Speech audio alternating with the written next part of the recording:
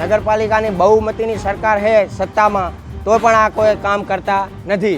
અહીંયા કેટલા વિદ્યાર્થીઓ પડી ગયા, કેટલા બાપડા જાતા ગામડાવાળા લોકો પડે છે, એ કે થઈ જશે, કોઈ આવતું નહીં આટો મારવા, કોઈ ગટર કાઢવા આવતું નથી, તો કોઈ જોવા આવતા નથી। વારંવાર વિદ્યાર્થીઓ પડે છે કે નગરપાલિકાવાળા ધ્યાન નથી દેતા। ચૂંટણી આવે અને વિકાસના કામો થવા લાગે, પરંતુ પાટણ જિલ્લાનો જ રાધનપુર તાલુકો છે, તેમાં ચૂંટણી આવી છતાંય વિકાસના કાર્યો હજી ત્યાં ને ત્યાં જ ઊભા છે। નમસ્કાર, આપ જોઈ રહ્યા છો ચક્રવાત ન્યૂઝ, હું છું આપની સાથે નિધિ।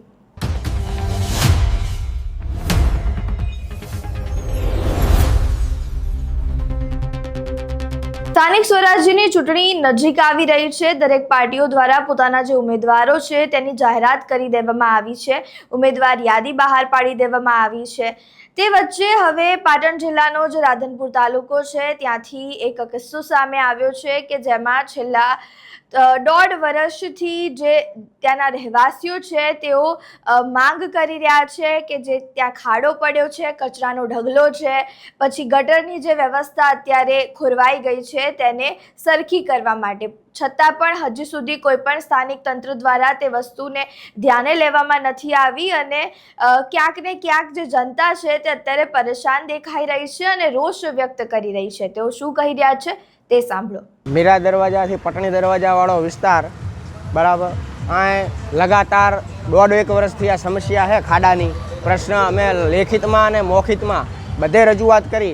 નગરપાલિકાની બહુમતીની સરકાર છે સત્તામાં, તો પણ આ કોઈ કામ કરતા નથી। અહીંયા કેટલા વિદ્યાર્થીઓ પડી ગયા, કેટલા બાપડા જાતા ગામડાવાળા લોકો પડે છે, કેટલાને નુકસાન થાય છે, રિક્ષાયું સકડિયું એક્સલું ભાગી જાય છે બરાબર, તોય આ લોકો કોઈ આ ખાડા કાંડ કરે છે, કોઈ સાંભળતું નથી। પાલિકામાં રજૂઆત કર્યા પછી તમને શું કહેવામાં આવે છે?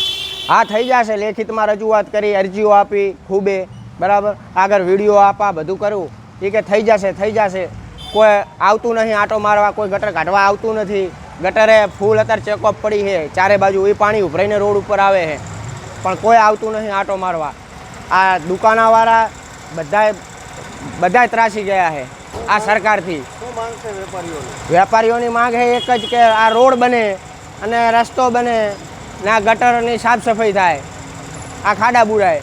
નમસ્કાર, આ આપણે ખડો પડેલો છે, એમાંથી 3-4 વર્ષથી આ ખડો પડ્યો છે બરોબર છે, તો કોઈ બુરવા નથી આવતા। સાહેબે જોઈ ગયા, રઘુરામના છોકરાને કીધું છે, તો કોઈ જોવા આવતા નથી। વારંવાર વિદ્યાર્થીઓ પડે છે ને અમે 2-3 વાર પડ્યા છીએ બરોબર છે, છતાં પણ કોઈ નગરપાલિકાવાળા ધ્યાન નથી દેતા। તો આટલી મહેરબાની કરીને કરજો। તો વિદ્યાર્થીઓ છે ને બહુ પડે છે, આજે 3 જણા બાઇકમાં પડ્યા છે બરોબર છે, તો આ લારીવાળાને અમને તકલીફ પડે છે, દુકાનવાળાને, તો આટલો અમારો આભાર છે। આટલો ખડો જરા પૂરી દેખ શકશો। કેટલા ટાઈમથી આ સમસ્યા છે? આ સમસ્યા છે 1.5 વર્ષથી છે।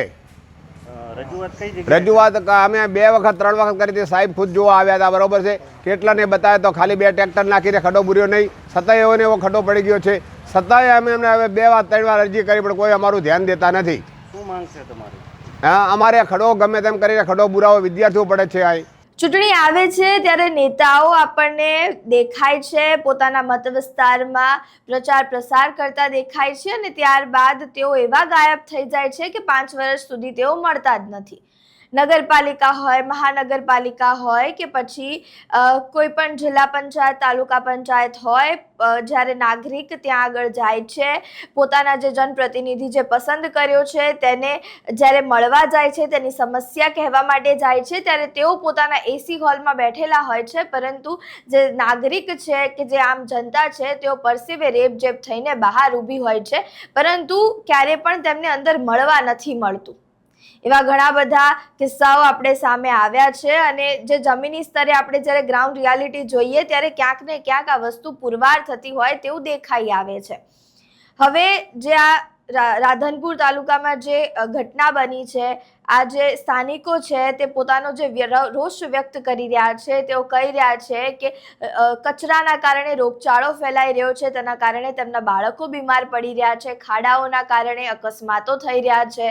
ત્યારે હવે જે ગટરની સમસ્યા છે, આ બધી સમસ્યા જ્યારે તેઓ કહેવામાં આવે છે, કોઈ પણ પોતાના જે જનપ્રતિનિધિ છે તેમને કહેવામાં આવે છે, પરંતુ તેઓ ખાલી એક આંટો મારે છે અને કોઈ પણ સમસ્યાનું નિરાકરણ લાવતા નથી। જનતા પોતાનો જે જનપ્રતિનિધિ છે એ તો પસંદ કરી લેશે, પરંતુ 5 વર્ષમાં જે આ કાર્યકાળ હોય છે તેમાં જે કોર્પોરેટર હોય છે તેને જનતાની સેવા કરવાની હોય છે, જનતાના જે આમ પ્રશ્નો છે તેનું નિરાકરણ લાવવાનું હોય છે. હવે આ રાધનપુર જે ગામના જે લોકો છે, રહેવાસીઓ છે, તેમની સમસ્યાઓનો ઉકેલ હવે ક્યારે આવે છે તે જોવું રહ્યું. તમારું આ સમગ્ર મામલે શું માનવું છે? તમારું મંતવ્ય અમને કમેન્ટ બોક્સમાં જરૂરથી જણાવજો. વિડીયો પસંદ આવ્યો હોય તો લાઇક, શેર, કમેન્ટ કરો અને મારી ચેનલને સબસ્ક્રાઇબ કરવાનું ભૂલતા નહીં. નમસ્કાર. બળદેવ ઠાકોર સાથે ચક્રવાત ન્યૂઝ, પાટણ.